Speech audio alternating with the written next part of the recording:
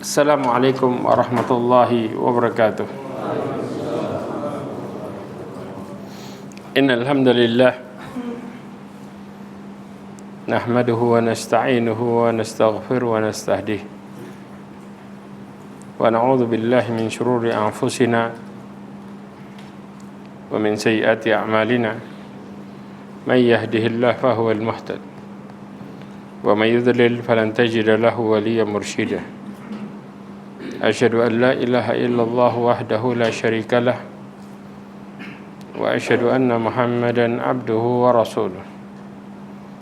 Qala Allah ta'ala fi kitabihil karim. A'udzu billahi minasyaitonir rajim. Ya ayyuhalladzina amanu ittaqullaha haqqa tuqatih wa la tamutunna illa wa antum muslimun. Amma ba'd. Ma'asyiral mu'minin rahimani wa rahimakumullah. Kita lanjutkan bahasan kita lagi. Sekarang masuk bab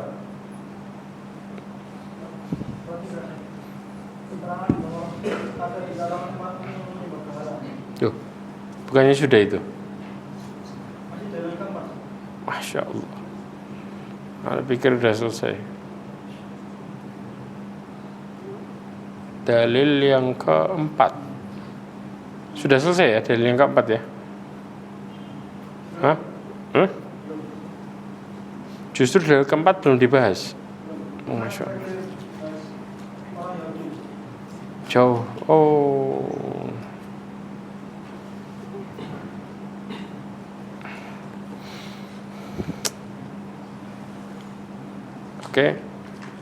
Oke, dalil keempat. Baca. Yang di situ keberapa itu? Sama. Anda baca. Qala alladziina, orang-orang yang berkuasa atas urusan mereka berkata, sesungguhnya kami akan mendirikan sebuah rumah peribadatan di atas rumah. Ya. Ini berkaitan dengan apa ini ya, ikhwah? Berkaitan dengan Ashabul Kahfi. Ya. Di mana mereka tidurnya berapa lama?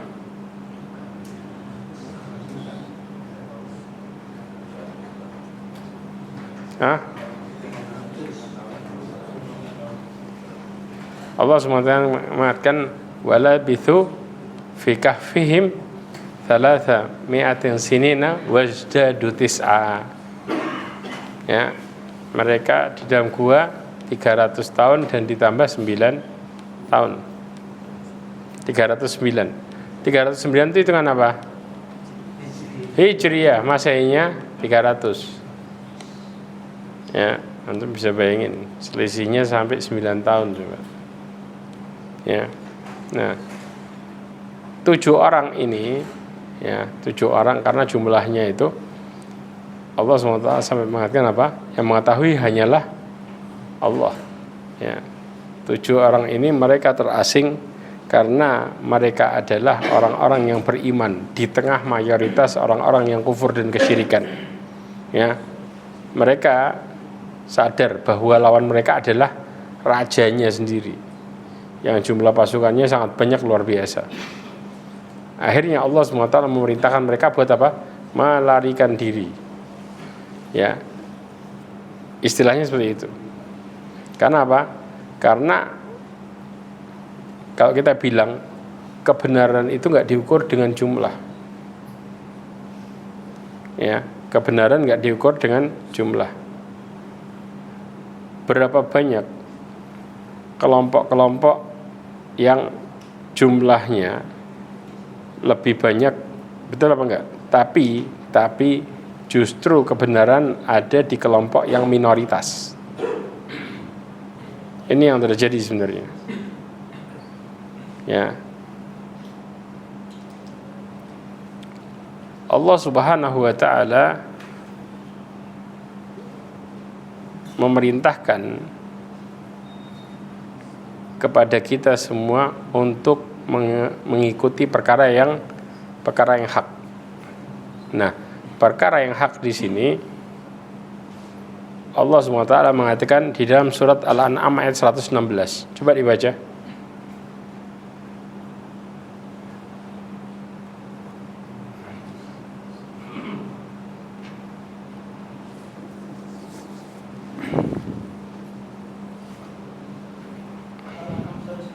Al-An'am 116. Apa kata Allah di situ? Dan jika kamu menuruti kebanyakan orang-orang di muka bumi ini, niscaya mereka akan menyesatkanmu dari jalan Allah. Nah, Mereka tidak lain hanyalah mengikuti perasaan belaka, dan mereka tidak lain hanyalah berdosa terhadap Allah. berhenti. Allah mengatakan wa in tuti aktsara man fil ardi yudhilluka an sabilillah. Kalau engkau mengikuti kebanyakan orang di atas muka bumi, maka akan menyesatkanmu dari jalan Allah Azza wa Jalla. Jadi menunjukkan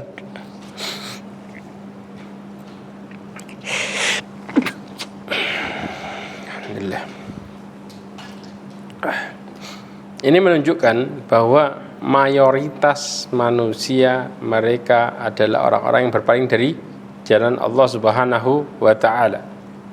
Sampai Syekh Abdurrahman Ibn Nasir As-Sa'di mentafsirkan ayat ini dengan mengatakan bahwa Allah Subhanahu wa taala memberikan peringatan ya kepada kita semua untuk tidak mengikuti mayoritas manusia, karena kebanyakan mereka telah berpaling dari agama Allah Subhanahu wa taala, dari amal dan ilmu mereka ya, dan agama mereka rusak.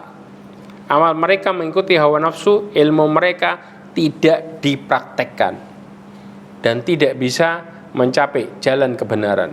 Dan ini yang disebut dengan yang namanya mayoritas. Dan kita tahu sering mengatakan ya, kalau ini salah berarti semua orang salah dong. Selalu orang mengatakan dengan dalil yang sama. Ya ikhwah, perkataan ini bukan dikatakan sama orang sekarang saja, tapi sudah dikatakan dari zamannya Rasulullah. Mereka selalu mengatakan yang sama ya. Apakah engkau menjadikan Tuhan-Tuhan yang banyak menjadi Tuhan yang satu? Kemudian mereka mengatakan apa? Hadza la syai'un ujab. Ini merupakan sesuatu yang aneh. Ya. Kalau kemudian kami salah berarti semua nenek moyang kami salah, karena pada dasarnya kebanyakan manusia itu mengikuti kesalahan yang berulang dari apa yang dilakukan oleh pendahulunya. Betul apa enggak? Agama ini enggak bisa sekedar ikut-ikutan. Kalau orang sekedar ikut-ikutan dan mereka tidak mencari bukti tentang dalil yang ada, maka kita akan dihantui yang namanya keraguan. Dari dulu sampai sekarang penyakit kita sama, selalu ngadepin agama dalam kondisi ragu. Dan orang-orang yang ragu rata-rata mereka mengikuti apa? Ngikutin sekedar ikut-ikutan. Sekedar ikut-ikutan itu enggak selamatnya lebih besar daripada selamatnya. Jelas di sini? Nah, ini yang dalam kondisi mayoritas. Sedangkan seseorang yang berada di jalan Allah Subhanahu wa taala, mereka adalah kelompok minoritas. Pertanyaannya, Rasulullah dan para sahabatnya mayoritas atau minoritas? Selalu minor. Sampai Allah mengatakan kam min fi'atin qalilatin ghalabat fi'atan katsiratan biidznillah. Berapa banyak kelompok yang kecil berhasil mengalahkan kelompok yang besar. Artinya minoritas itu bisa mengalahkan mayoritas dengan izin Allah Azza wa Jalla. Karena kebenaran itu ada di tangan Allah Subhanahu wa taala, dan kemenangan ada di tangan Allah Subhanahu wa taala.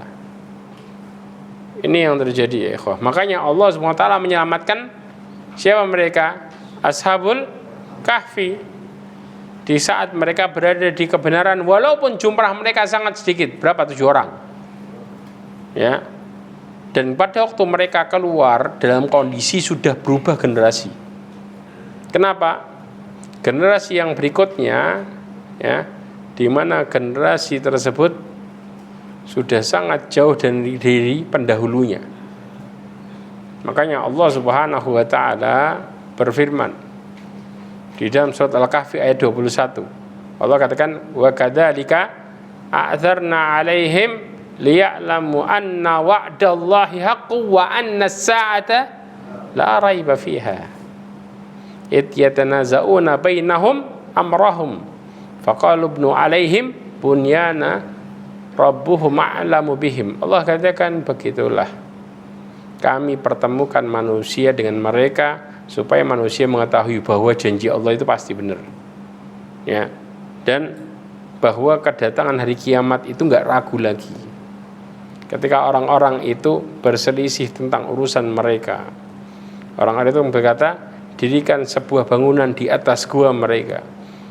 Maka Allah katakan Tuhan mereka lebih mengetahui tentang mereka. Akhirnya Allah Subhanahu wa taala perlihatkan Ashabul Kahfi kepada manusia, bukti kebenaran. Antum bisa bayangin orang tidur 300 tahun secara dalam hitungan Masehi, ya.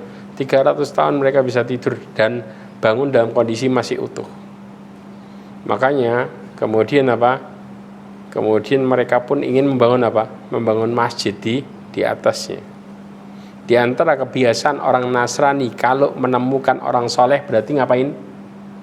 Bangun masjid di atas kuburannya. Dalilnya ini tadi. Dan waktu itu adalah kondisi orang-orang Nasrani ketika mereka bangun.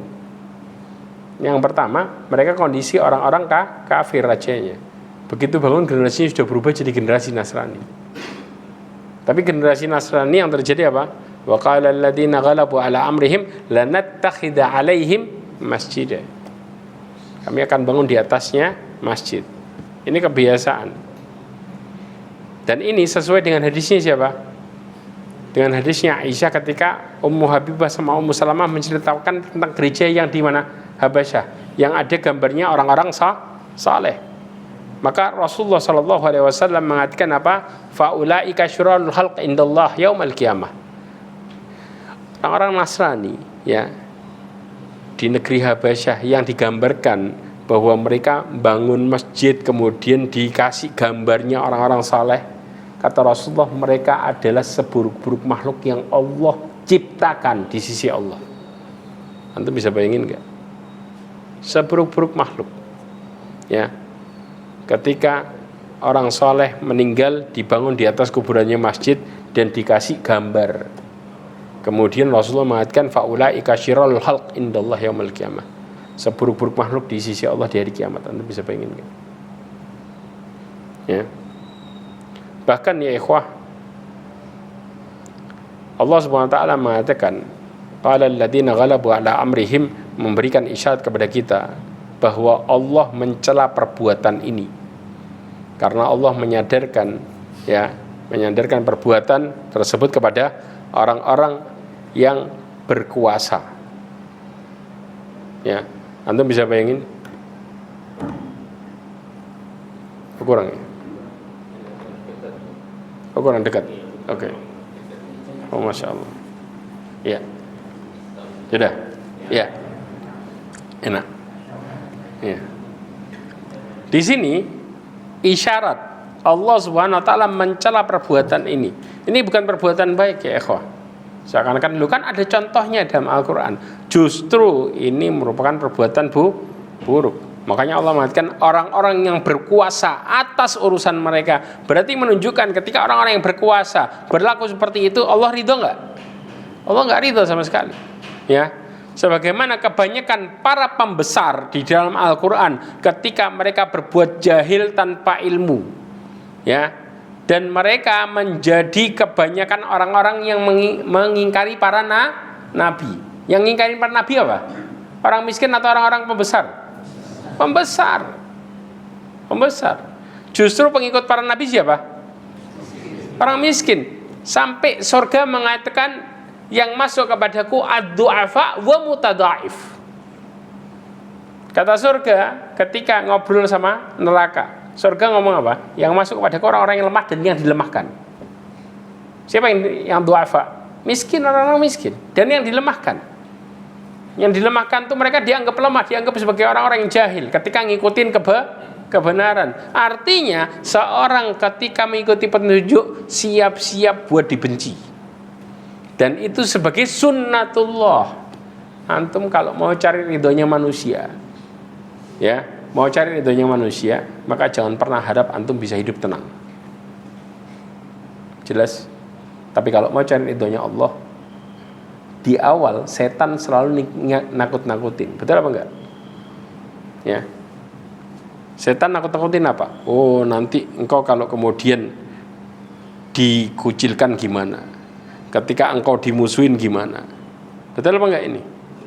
Dan ini yang terjadi ya ikhwah. Dan ini sebuah hal yang lazim, sebuah hal yang wajar, sampai diistilahkan. Coba buka di dalam Al-Quran, ya, surat Ali Imran ayat 175.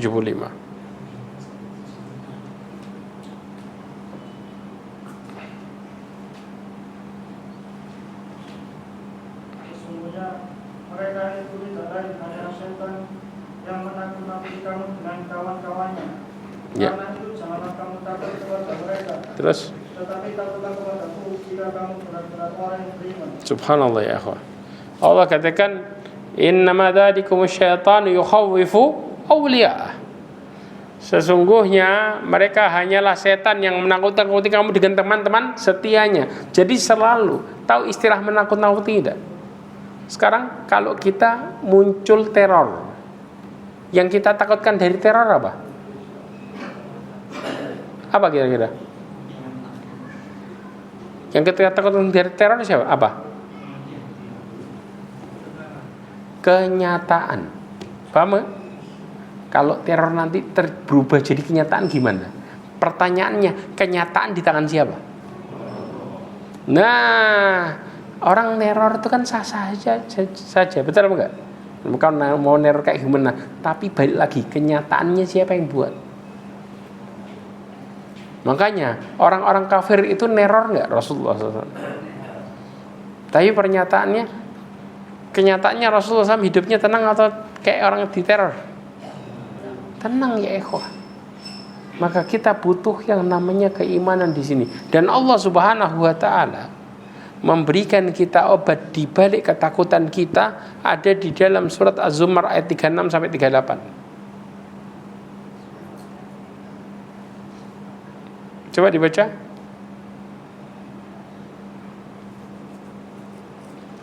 Bukankah Allah cukup untuk melindungi hamba-hambanya? Terus? Dan mereka mentakuti kamu dengan sembahan-sembahan yang selain Allah. Nah,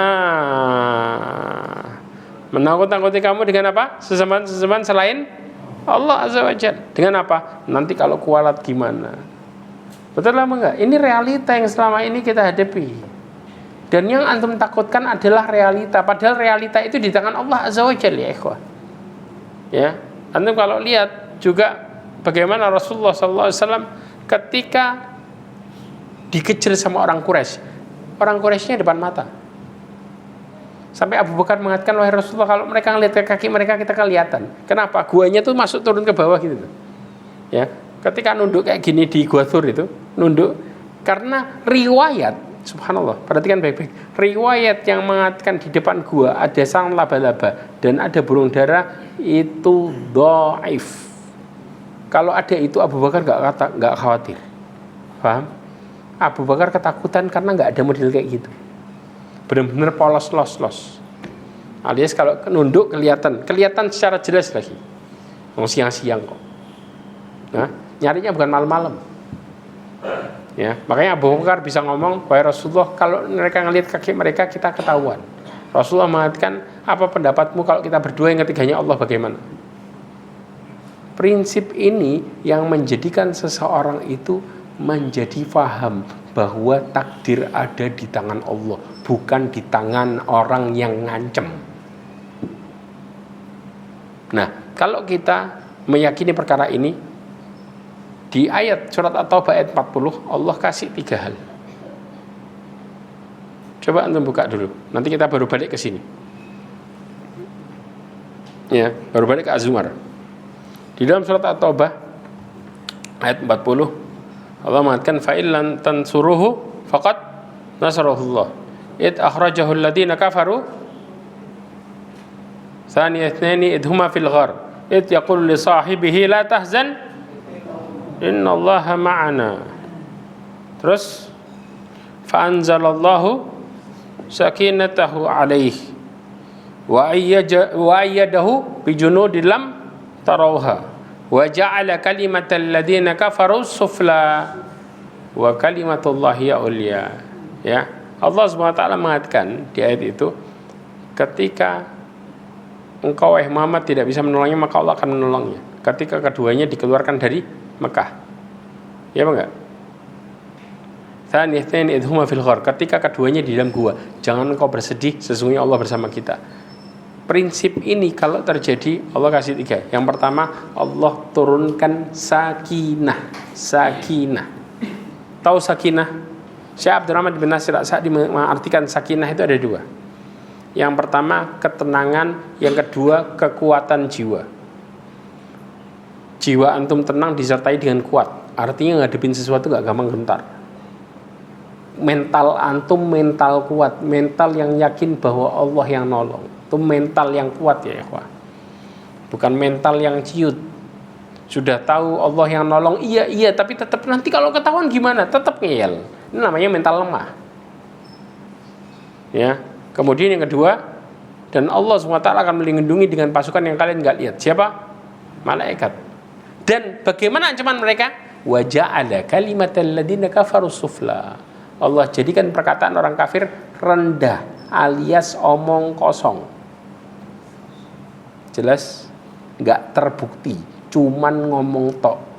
Orang teriak-teriak istilahnya kalau antum mau nggak bingung, anggap aja suaranya nggak ada suaranya, di silent. Antum nggak bakal sakit hati, nggak bingung, betul apa nggak? Ya, karena apa?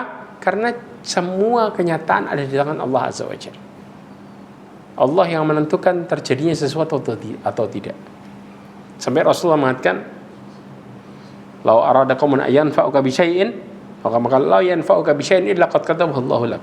Kalau kaum ingin menolongmu, tidak akan pernah bisa menolongmu kecuali Allah berkehendak. Wala arada qaumun ayadurruka bi syai'in la yadurruka bi syai'in illa qad katabahu Allahu alaik. Kalau suatu kaum ingin mencelakaimu, tidak akan pernah bisa mencelakaimu kecuali Allah berkehendak. Makanya kemudian Allah mengatakan wa ja'ala kalimatullah hiya ulya. Allah jadikan perkataan Allah itu tinggi, pasti terjadi. Makanya kadang-kadang kita ancaman orang sama ancaman Allah, mana yang lebih kita takuti? Manusia ngerasa depan mata, Ustaz, nanti kalau beneran gimana? Antum selalu dalam kondisi seperti ini, makanya hidup kita hancur, mental kita berantakan ya gara-gara model kayak gini. Selalu menakutin apa kata orang. Anak hampir dibunuh, bingungnya setengah mati. Pertanyaannya, antum kebunuh apa enggak? Sudah. Jangan berpikir sesuatu yang membuat kita menjadi ingkar sama Allah, karena kita nggak akan pernah menang sama sekali dan nggak akan pernah beruntung. Antum mencari ridho manusia sampai orang itu mengatakan anak senang sama antum. Tapi Allah bisa membalikkan hati orang yang tadi ngomong senang berubah jadi benci dalam waktu satu saat. Dalam satu waktu yang sama. Karena yang megang hatinya manusia adalah Allah Azza wa Jalla. Nah, kemudian bagaimana cara kita memotivasi diri? Apa yang kita harus katakan ketika kemudian perkara ini setan nakut-nakutin kita, diancam sama orang? Kira-kira apa yang kita harus katakan? Nah, coba balik ke surat Az-Zumar ayat 38 yang terakhir. Ayat 38 apa kata Allah? Dan sungguh jika kamu menciptakan, Iya. dan sungguh jika kamu bertanya kepada mereka, siapakah yang menciptakan langit dan bumi? Niscaya mereka menjawab Allah. Berhenti. Kita kalau nanya sama orang kafir yang menciptakan langit dan bumi, siapa yang ngomong? Apa ngomong? Allah. Enggak ada yang nyebut berhala mereka, Tuhan mereka, enggak ada. Mereka semua sepakat. Betul enggak? Terus lanjut. Katakanlah, maka terangkanlah kepadaku tentang apa yang kamu seru selain Allah. Terus. Jika Allah hendak mendatangkan kemudaratan kepadamu, apakah berhala-berhalamu itu dapat menghilangkan kemudaratan itu? Nah, terus. Atau jika Allah hendak memberi rahmat kepadamu, apakah mereka dapat menahan rahmatnya? Katakanlah, cukuplah Allah bagiku. Kepadanya lah bertawakal orang-orang yang berserah diri. Allah memerintahkan kita apa? Katakanlah, ya, Qul hasbiyallah. Ini yang saya maksud. Allah nyuruh kita mengatakan apa? Cukuplah kita mengatakan hasbiyallah. Cukuplah bagiku Allah sebaik-baik penolong. Dan ini yang dikatakan oleh siapa? Nabi Ibrahim ketika dilempar ke api. Hasbiyallah wa ni'mal wakil. Ya ikhwah, kata-kata ini yang memotivasi kita bahwa penolong satu-satunya Allah dan kita harus kembali sama Allah. Masukkan ke dalam hati kita ketika kita ketakutan. Masukkan ke dalam hati kita ketika kita dalam kondisi terhimpit. Maka katakanlah hasbi Allah. Allah yang memerintahkan kepada kita supaya kita enggak takut kecuali selain kepada Allah Azza wa Jalla. Ya. Kenapa? Allah katakan alaihi yatawakkalun mutawakkilun. Allah katakan kepadanya lah orang-orang yang bertawakal berserah diri. Dengan mengatakan hasbi Allah. Jelas sekarang? Oke. Ma'asyiral mu'minin rahimani wa rahimakumullah. Kemudian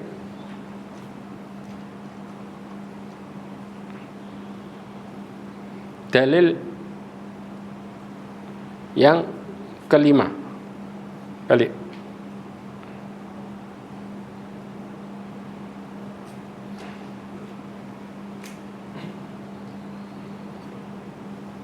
Oh iya, sebelumnya ada orang-orang yang kemudian menjadikan dalil bahwa bangun di atas masjid kuburan itu boleh. Membangun di atas kuburan masjid itu boleh. Dalilnya tadi. Dalilnya ketika waqala alladziina ghalabu ala amrihim lanattakhidanna 'alaihim masjid. Ini dalilnya. Pertanyaannya antum kalau ditarik ayat ini sebagai syubhat, apa jawaban antum? Ada yang tahu? Kira-kira jawaban antum apa? Persis. Allah itu tidak pernah, antum coba lihat awalnya dan akhirannya. Apakah Allah mengatakan membenarkan perbuatan itu? Jawabannya enggak. Kalau kemudian Allah memuji perbuatan itu, maka kita bisa mengatakan bahwa itu baik. Tapi kenyataannya Allah jadikan itu sebagai bentuk celaan terhadap mereka. Allah tidak memuji sama sekali apa yang mereka katakan. Jelas? Ini perkataan mereka orang-orang Nasrani. Justru ini menjadi hujah bahwa mereka adalah orang-orang yang buruk. Makanya dalilnya balik kepada hadis Nabi SAW yang diriwayatkan oleh Imam Bukhari dan Muslim, dikatakan la'anallahu al-yahud wan nasara ittakhadha qubur anbiya'ihim masajid. Ya, Allah melaknat Yahudi dan Nasrani yang menjadikan kuburan para nabi mereka sebagai masjid. Ini sebagai sebuah bukti ketika seseorang membangun di atas kuburan tersebut tempat ibadah, maka mereka adalah orang-orang yang terkena laknat. Dan Rasulullah SAW di akhir hidupnya, Rasulullah berkali-kali memperingatkan para sahabatnya, jangan menjadikan kuburanku sebagai masjid. Allahumma la taj'al qabri wathanan yu'bad. Sampai Rasulullah berdoa, ya Allah, jangan jadikan kuburanku sebagai wathan, berhala yang disembah. Kemudian Rasulullah memperingatkan juga, jangan jadikan kuburanku sebagai id. Kita pernah bahas masalah id. Itu apa? Tempat yang berulang-ulang dikunjungi. Anda tahu para sahabat? Ada seorang sahabat Abdullah bin Umar yang dari jauh pergi keluar kota, balik, kemudian menziarahi kuburan Rasulullah SAW. Sedangkan diceritakan pada para sahabat yang lain, kami tidak mengetahui kecuali dirinya. Kenapa? Yang lain ngelakuin enggak? Enggak. Abdullah bin Umar melakukan itu, tapi yang lain tidak melakukan. Ini menunjukkan sahabat Rasulullah SAW yang tinggal di kota Madinah enggak datang bolak-balik ke kuburannya Rasulullah SAW. Padahal tinggal di kota Madinah. Jelas? Sedangkan mereka sama kita amalnya lebih benar yang mana? Ya jelas mereka lah. Mereka hidup dan hidup mereka Rasulullah langsung menyaksikannya secara langsung. Gak ada yang ngomong bahwa sesungguhnya orang saleh setelahnya lebih utama daripada para sahabat.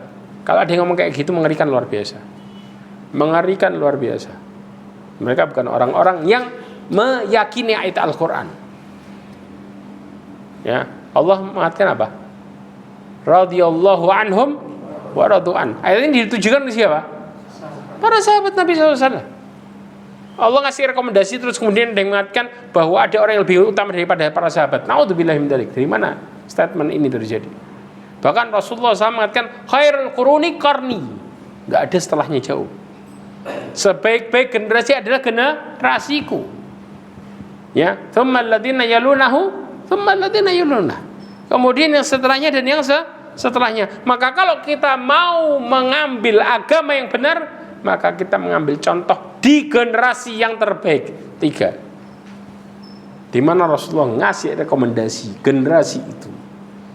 Jadi kalau orang yang setelahnya jauh mengaku-ngaku lebih baik daripada generasi itu, maka itu merupakan orang-orang yang jahil dan orang-orang yang batil secara jelas. Secara jelas. Ya, berarti mereka yang mereka ikutin siapa?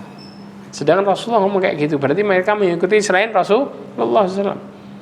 Terus kemudian mereka pakai agama apa? Ini yang kemudian kita harus pahami dengan baik. Kita bisa bantah kepada mereka, Rasulullah ngomong seperti ini.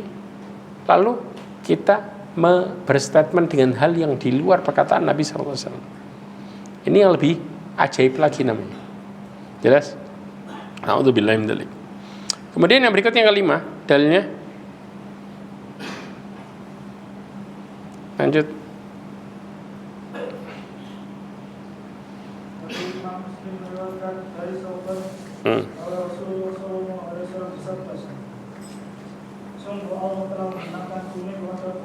Terus. Terus.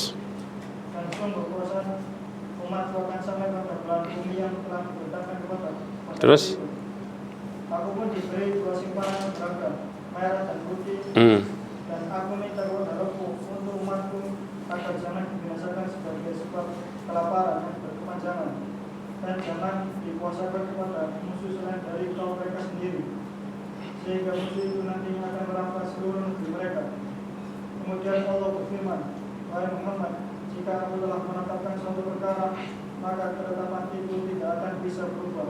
Dan sesungguhnya aku telah memberikan kepadamu untuk umatmu untuk tidak dibinasakan dengan sebab tersebut yang berkepanjangan, dan tidak akan dikuasai oleh musuh selain dari kaum mereka sendiri. Maka musuh itu tidak akan bisa merampas seluruh negeri mereka, meskipun manusia yang ada di jagat raya ini berkumpul dari mereka, sampai umatmu itu sendiri sebagian menghancurkan sebagian yang lain, dan sebagian mereka menawan sebagian yang lain. Ya. Ma'asyiral mu'minin rahimani wa rahimakumullah. Antum tahu hadis ini? Coba pertanyaannya dari hadis ini, bahwa kebinasan umat Islam terjadi gara-gara siapa? Musuhnya siapa? Orang Islam sendiri. Orang Islam sendiri. Pertanyaannya apa penyebabnya?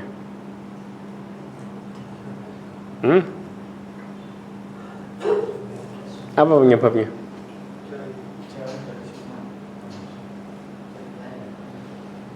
Enggak. Penyebabnya Islam musuh Islam. Rasulullah pernah mengatakan di dalam hadis ya yang diriwayatkan oleh Al-Imam Ibnu Majah, hadis ini kemudian juga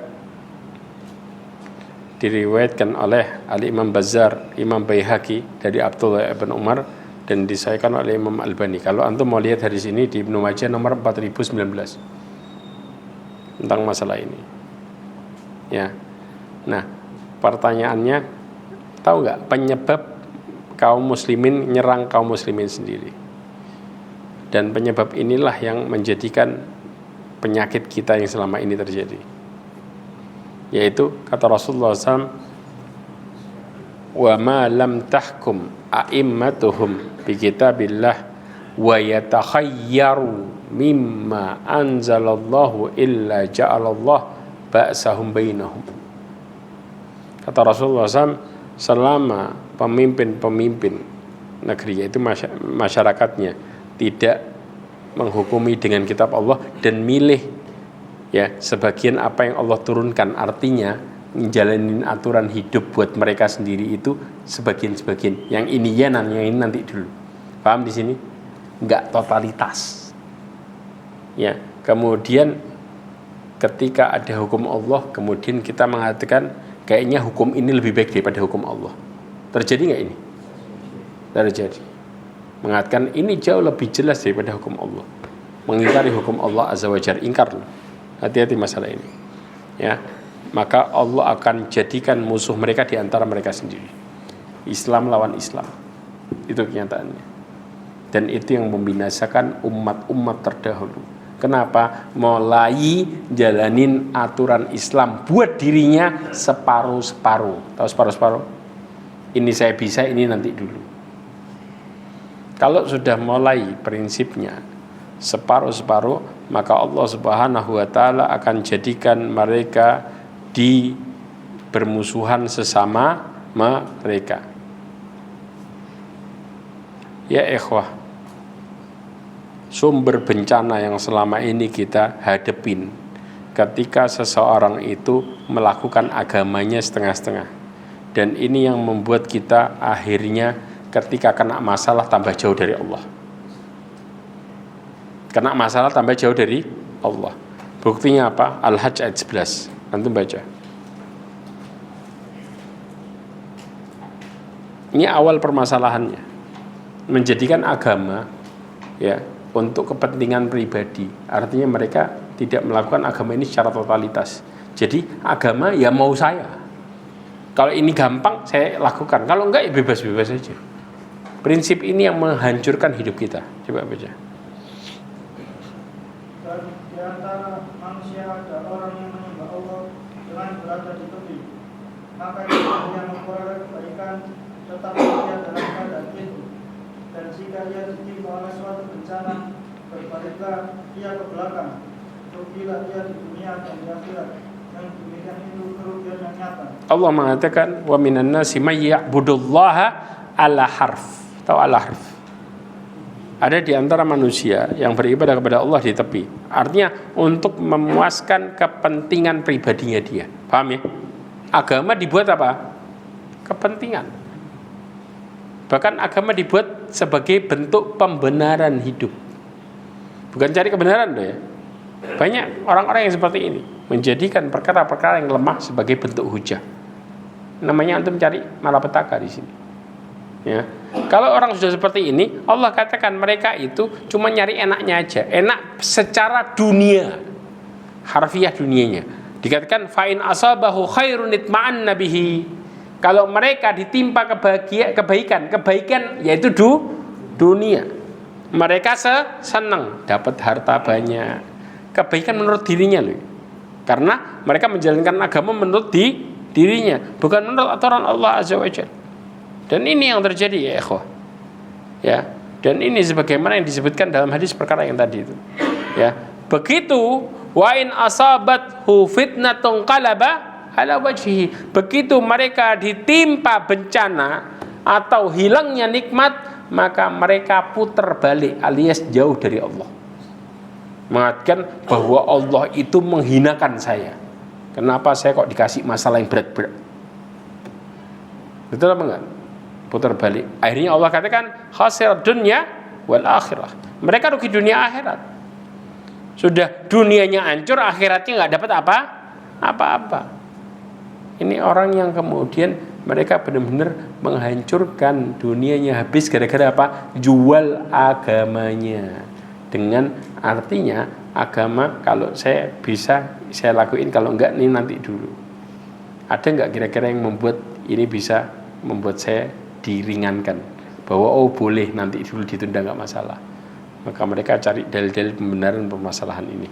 Dan inilah yang menghancurkan umat-umat dahulu.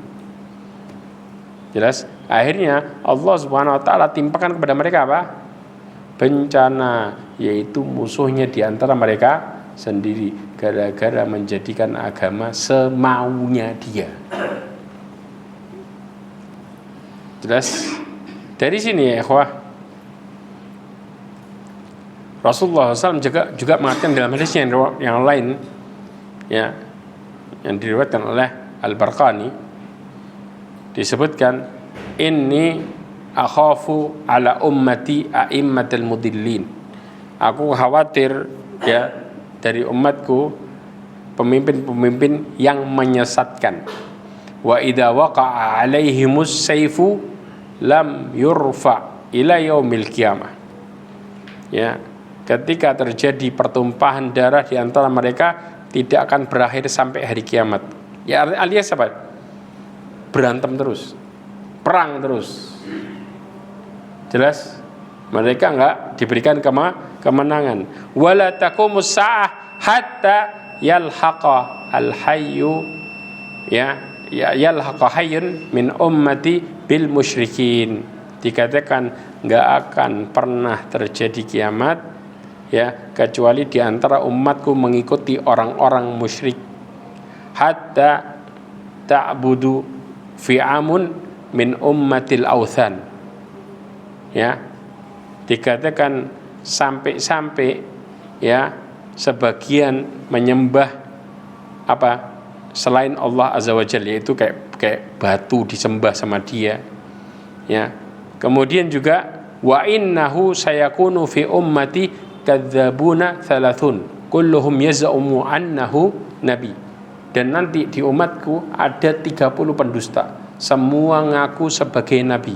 Wa anna khataman nabiyyin la nabiyya ba'di. Sesungguhnya aku adalah penutup para nabi, tidak ada nabi setelahku. Artinya perkara jahiliyah bakal terulang lagi enggak? Bahkan lebih jari daripada sebelumnya. Dan ini yang terjadi sekarang. Makanya orang mengatakan enggak ada yang syirik sekarang. Siapa bilang? Rasulullah menjelaskan secara jelas, dari umatku akan nanti balik nyembah berhala, ngikutin orang musyrik.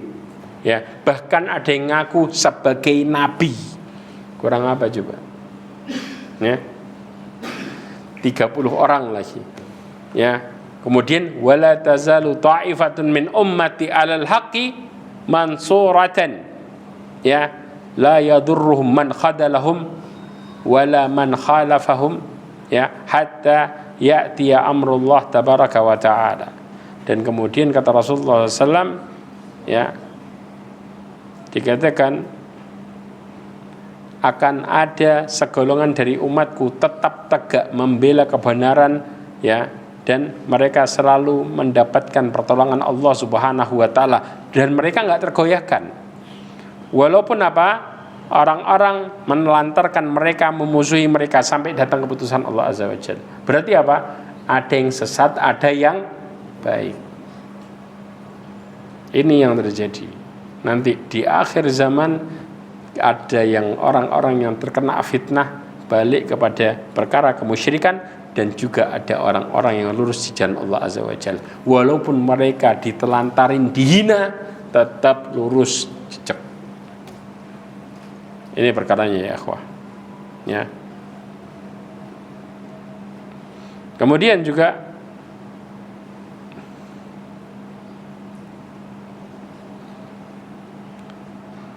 disebutkan kata Allah SWT dalam surat Al-Qasas ayat 41, Allah berfirman apa? Wa ja'alnahum a'immatan yad'una ilan nari wa yaumal qiyamati la yunsarun. Allah katakan, dan kami jadikan mereka pemimpin yang menyuruh manusia ke neraka. Ya, dan pada hari kiamat mereka enggak akan pernah ditolong. Iman yang menyesatkan ada dua bentuknya. Ada imam urusan dunia sama imam urusan akhirat. Betul enggak? Ya. Imam urusan dunia disebut sebagai penguasa. Dunia murni enggak ini? Dunia murni kan? Mereka enggak ngomongin masalah akhirat. Imam urusan akhirat adalah siapa? Betul, pemuka-pemuka agama. Dan dua-duanya ada model yang nyesatin. Istilahnya ya, Allah SWT menjelaskan pemimpin ini pemimpin dua model. Bukan pemimpin satu model, dua model.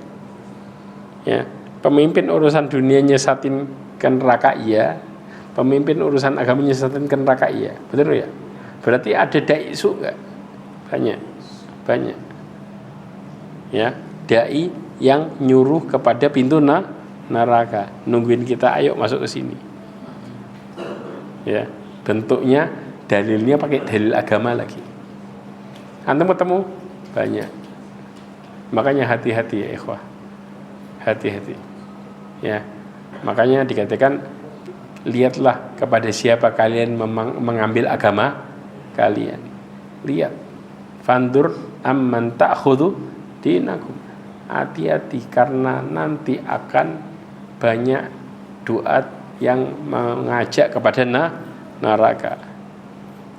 Ya. Makanya Rasulullah sallallahu alaihi wasallam juga mengatakan ya, wa idza waqa'a 'alaihimus sayfu lam yurfa ila yaumil qiyamah. Dan ketika terjadi pertumpahan darah di antara mereka, maka tidak akan pernah berakhir sampai hari kiamat. Ulama mengatakan sejak dibunuhnya Utsman bin Affan, pedang tidak akan pernah terangkat. Ya, terus akan terjadi permusuhan di tengah kaum muslimin sampai kiamat. Betul enggak? Lihat dalam sejarah sampai kiamat. Berarti kalau kita berharap, oh kapan orang Islam damai? Rasulullah ngomong sampai kiamat loh. Jangan cari damainya, tapi cari selamatnya. Selamatnya pakai apa? Pakai amal saleh. Rasulullah mengatakan badiru bil a'mal fitanan ka kita illal mudlim. Bersegeralah melakukan amal saleh sebelum datangnya fitnah seperti potongan malam yang gelap. Dari hadis ini para ulama mengatakan obat fitnah itu amal saleh. Antum kalau mau nggak ikut kena fitnah, maka tetaplah di atas amal saleh. Sudah, jangan aneh-aneh, jangan ngikutin fitnah yang ada tapi tetaplah lurus di atas amal saleh. Dari situ antum bisa terobati dari fitnah yang ada. Orang yang bisa mengetahui mana yang hak, mana yang batil ketika mereka tetap di atas sunnah. Makanya Rasulullah mengatakan apa? Alaikum bisunnati wa sunnatul khulafa'ir rasyidin al-mahdiyyin addu 'alaiha bin nawajid. Kata Rasulullah, hendaklah kalian dengan sunnahku dan sunnahnya para khulafa'ir rasyidin al-mahdiyyin. Ya. Min ba'di, dan peganglah dengan gigi geraham yang kuat. Artinya apa? Tetap ngikutin sunnahnya Rasulullah SAW. Pegang itu dengan kuat, kita nggak akan pernah kena fitnah. Alias fitnah yang ada kita nggak akan pernah terpengaruh. Itu obatnya ya ikhwan. Kalau kita mulai amal soleh kita turun, maka kita mulai bingung. Lah ini gimana yang benar, yang mana salah, yang mana. Antum akan terus ikut seperti itu. Dan antum akan terus ikut gulungan fitnah sehingga antum masuk ke dalamnya. Ya. Karena ini yang terjadi. Kemudian juga Rasulullah mengatakan tentang keburukan, wala taqumus saah hatta yalhaqa hayyun min ummati bil musyrikin. Enggak akan pernah terjadi kiamat sampai umatku mengikuti orang-orang musyrik. Ya. Kenapa? Orang-orang musyrik itu yang diikuti sama orang-orang Islam ada berapa? Ada dua modelnya. Yang pertama ngikuti agama orang musyrik. Betul apa enggak? Cara mereka ibadah kita ikutin, betul? Kemudian istilah ngikutin orang musyrik yang kedua adalah pindah negaranya orang musyrik. Betul apa enggak? Ini dua realita yang terjadi. Yang pertama ngikutin cara mereka ibadah dan jadi tren enggak? Jadi tren. Yang kedua, orang mulai mengatakan enak di negara orang musyrik lebih adil daripada tempatnya orang Islam. Mereka lebih Islam dari orang Islam. Banyak dalil yang terjadi enggak ini masalah ini? Ya ikhwah. Sampai diistilahkan apa? Orang mengatakan di Inggris itu ada statement ya. Di Inggris itu di mana mereka mau adzan mau apa bebas dan sebagainya, sholat gampang dan sebagainya. Ya ikhwah, kalau tiba-tiba yang mimpin di Inggris, kalau nggak salah ada yang gubernurnya Muslim ya di Inggris kalau salah sekarang ini, London ya, iya London. Kalau kira-kira yang mimpin bukan Islam, kira-kira dukung orang Islam nggak akan pernah ada ceritanya. kita ini selalu dihiasi dengan perkara yang seperti itu. Seakan-akan bahwa kalau antum ke negeri sana, maka antum akan mudah beribadah. Siapa bilang? Kita di Indonesia dengan gampangnya ibadah, dan mayoritas Islam masih nggak bersyukur, masih cari tempat lain. Kenapa? Di sana itu bersih, adil dan lain sebagainya. Orang mengatakan itu dari satu sisi, dan antum nggak tahu bagaimana ketika kemudian seorang orang Islam jadi orang yang tertindas. Gampang nggak ngelakuin ibadah ketika muncul penindasan itu? Enggak ya ikhwah. Sedangkan kita disuruh hijrah. Rasulullah hijrah nggak dari Mekah menuju ke Madinah? Gara-gara alasan apa? Gara-gara alasan ibadah. Mudah nggak Rasulullah ibadah di Mekah? Enggak kan? Dan Rasulullah cari tempat yang dimana dimudahkan untuk ketaatan kepada Allah Azza wa Jalla. Antum dari tempat yang gampang ibadah dengan leluasa, antum bahkan belajar agama dengan gampang ke tempat yang belum tentu mudah, susah. Betul apa enggak? Ini namanya menjadikan diri kita hancur gara-gara masalah ini, yaitu ngikutin orang kafir dari dua sisi. Baik dari sisi bagaimana cara mereka beribadah, atau dari sisi ngikutin ke tempat mereka. Itu yang dimaksud. Dan yang terakhir adalah hatta ta'budu fi'amun min ummatil authan. Ya. Sampai ya sebagian nyembah berhala. Dalil ini menunjukkan bahwa umat Rasulullah terjerumus ke dalam kesyirikan. Selesai. Sudah, berarti umatnya Rasulullah ada yang terjerumus ke dalam kesyirikan karena Rasulullah mengabarkan sendiri. Contoh, ada enggak orang Islam yang jadi dukun? Banyak. Tapi ngakunya apa? Ilmu putih, ilmu hitam, semuanya jadi hitam semua. Namanya syirik itu enggak ada putih hitam. Hitam semua. Ya, kan ini pakai ayat Al-Qur'an. Iya, setan yang talbis, menghiasi seakan-akan itu menjadi sebagai perkara yang benar. Betul apa enggak? Dipotong ayatnya, dimasukin sama setan kata-kata yang kita enggak paham. Padahal kadang-kadang ada nama setan dimasukin di situ. Itu bisa bayangin enggak? Ayat Al-Qur'an campur dengan nama setan disebutin. Ya, akhirnya setannya nolong gara-gara apa? Mereka nurut sama setan. Na'udzubillah min dzalik. Mudah-mudahan ini jadi pelajaran buat kita semuanya. Dan insyaallah kita berikutnya akan berbicara tentang masalah sihir. Apa sihir itu, bagaimana cara kerjanya, dan jenis-jenis sihir secara detail di pertemuan berikutnya insyaallah bismillah. Mudah-mudahan apa kita pelajari hari ini bermanfaat, dan mudah-mudahan Allah SWT menjadikan kita orang yang bertakwa kepada Allah Azza wa Jalla. Mudah-mudahan Allah lindungi kita dari kesyirikan dan juga fitnah, keburukan, dan mudah-mudahan Allah tutup hidup kita semua dengan husnul khatimah. Subhanakallahumma wa bihamdika asyhadu an la ilaha illa anta astaghfiruka wa atubu ilaik. Wa akhiru da'wana alhamdulillah. Assalamualaikum warahmatullahi wabarakatuh.